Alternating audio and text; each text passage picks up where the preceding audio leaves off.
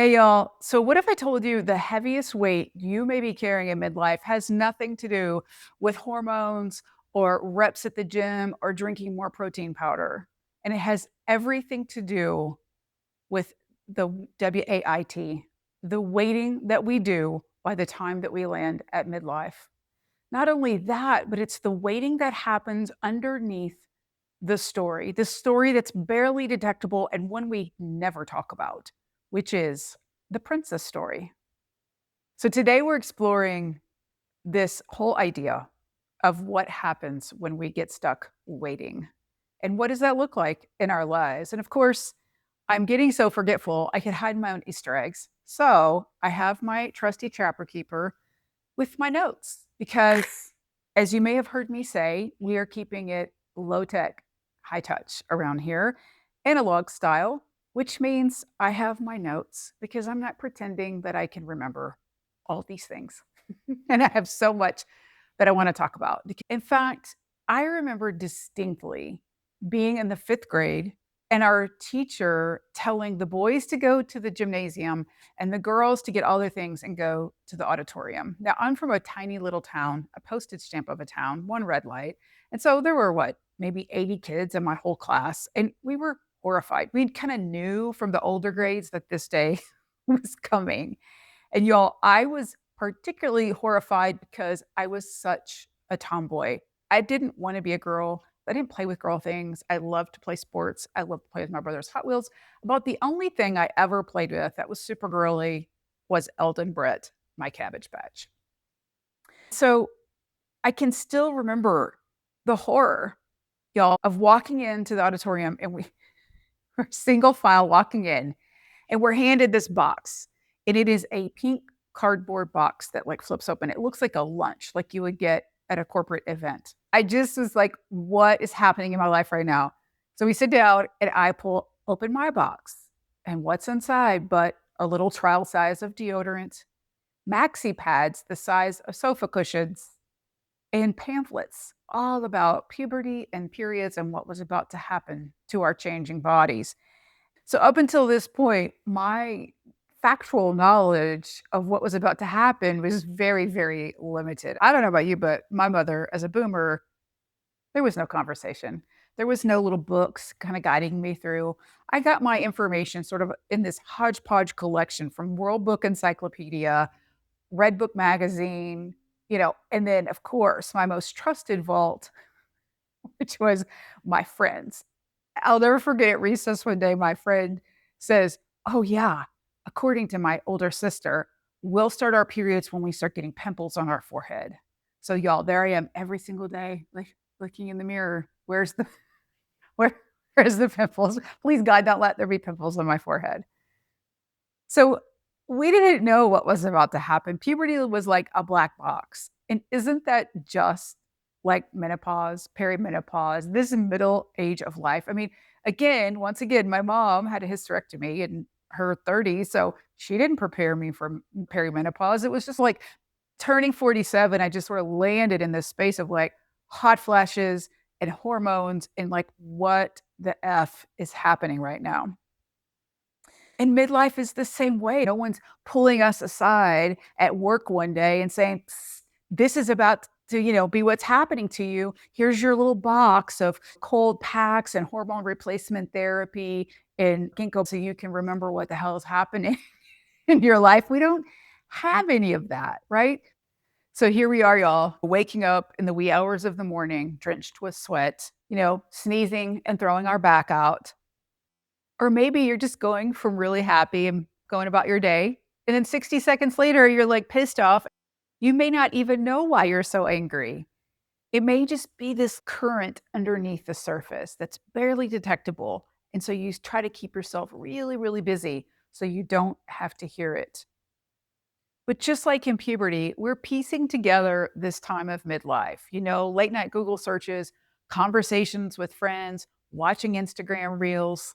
And in these quiet moments, I don't know about you, but I can't help but wonder, how did I get here? And so quickly. Is it midlife where our parents should be and we're still somehow in our 20s or 30s? I mean, the fact that I'm listening to Motown classics this morning and Lionel Richie's Hello comes on, it's just too much. It's too much. We need more conversation, I think, at this time of life to really start to get clear about what do we really want?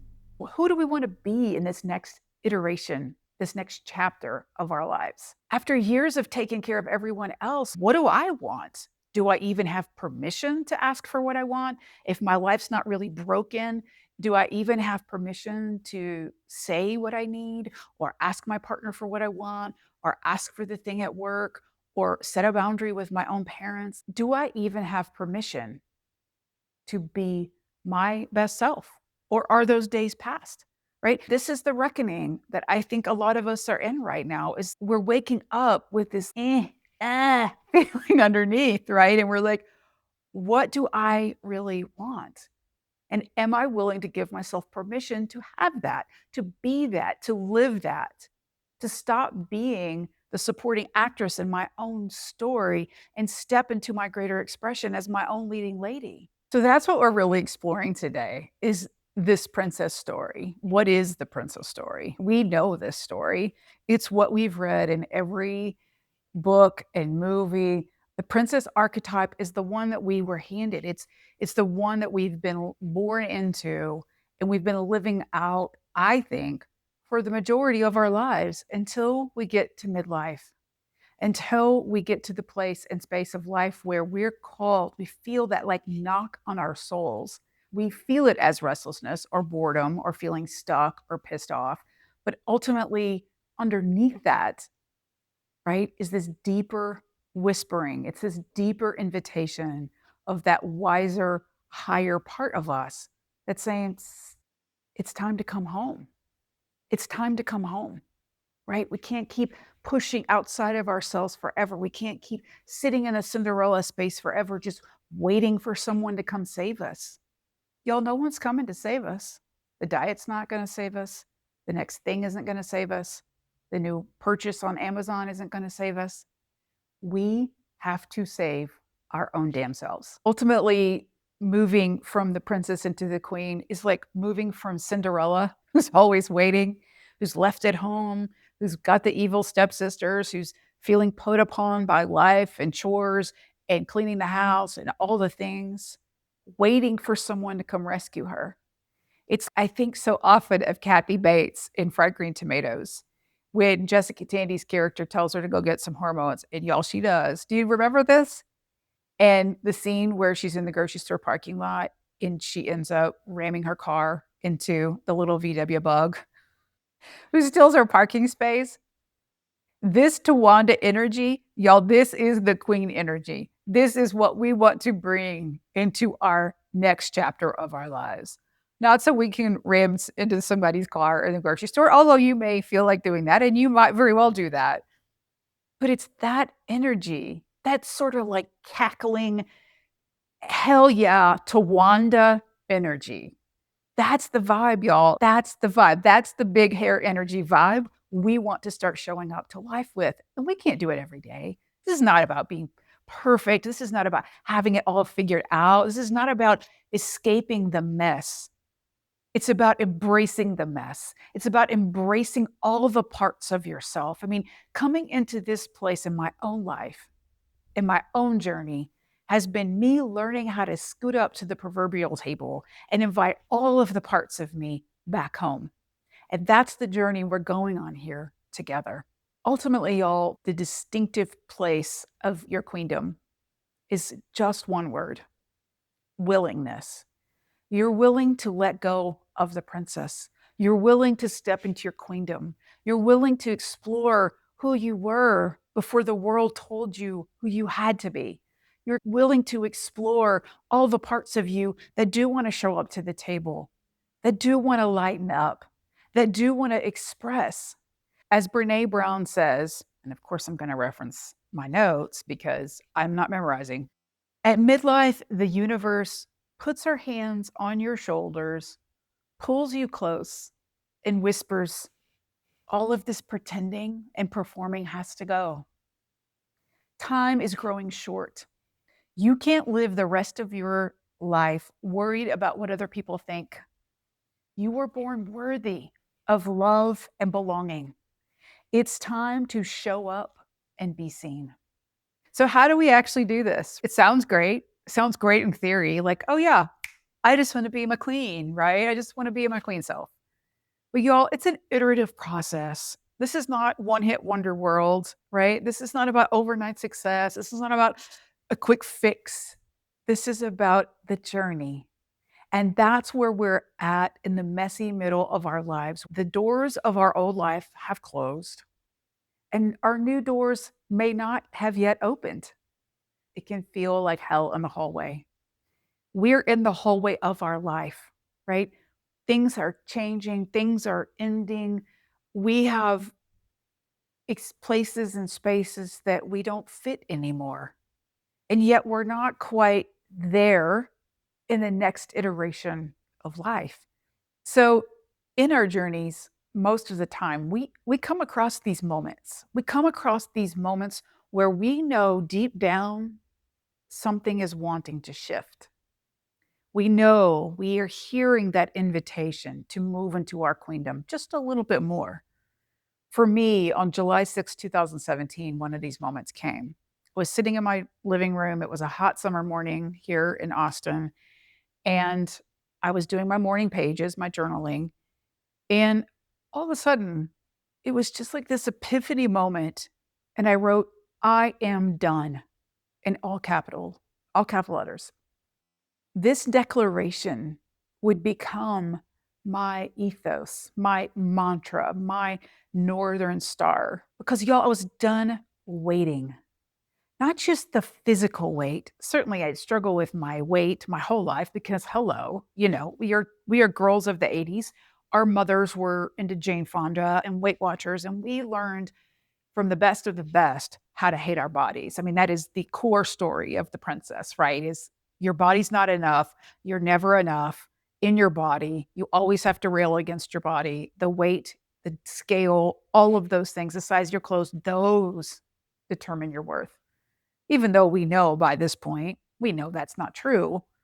The wrestling around those little parts of ourselves that have grown up in that story is no effing joke, especially by the time we get to midlife when we've got hormones and changing bodies and changing everything. So, this declaration for me on July 6th, 2017 wasn't just about the physical space that I was occupying, it was about the WAIT. I was done living in such a small and narrow story. I was done living in ways that were just not true for me anymore. And I didn't even really know what that meant.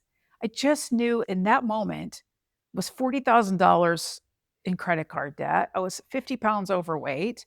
I was over drinking a lot. I was the woo one more round girl at happy hour. And I was just really in this place of something has to give. I can't live like this anymore. I was what? I don't know. How old am I now? I'm almost 51. So I was what, 43, 42? I don't know. Again, numbers, memorization, whatever. I was in my early 40s. And I started listing out all these ways that I was done. And I was done waiting also creatively because I had been working on a novel with my mom at this point for a few years and nothing was moving. It was just like I was spinning in these wheels, right? The wheels were just turning, but I was going nowhere. And so it just clicked that no matter how imperfect, no matter how messy, I was committed and willing to go on this journey of becoming more of myself. And ultimately, this became the basis for much of what we're going to explore here together. So, we are going to talk about the weight on our bodies. We are going to talk about our relationship with food. We are going to talk about all the ways that we get weighed down and we're waiting in our lives to show up, to have permission to be more of who we are.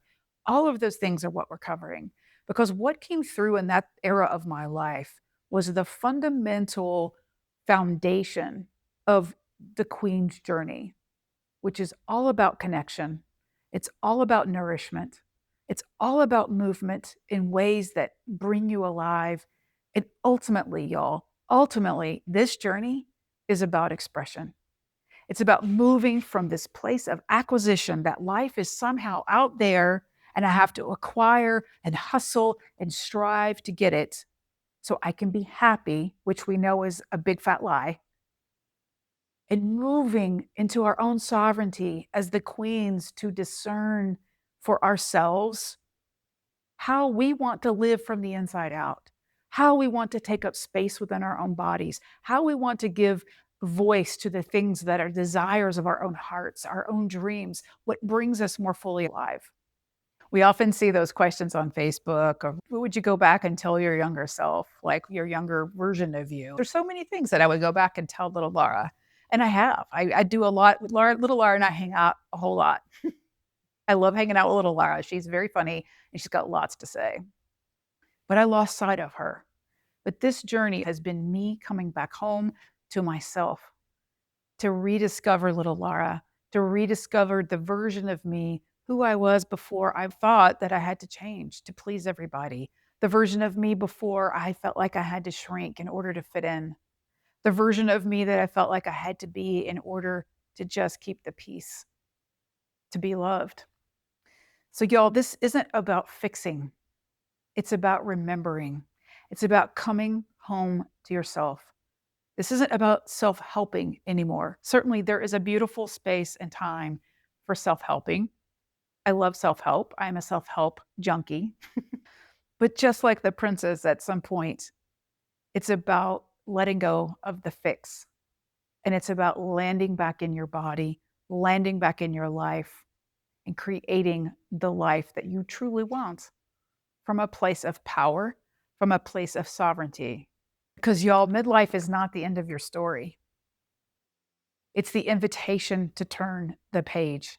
So if this resonates with you, I'd love for you to hit subscribe and join me here each week. I'll see you soon.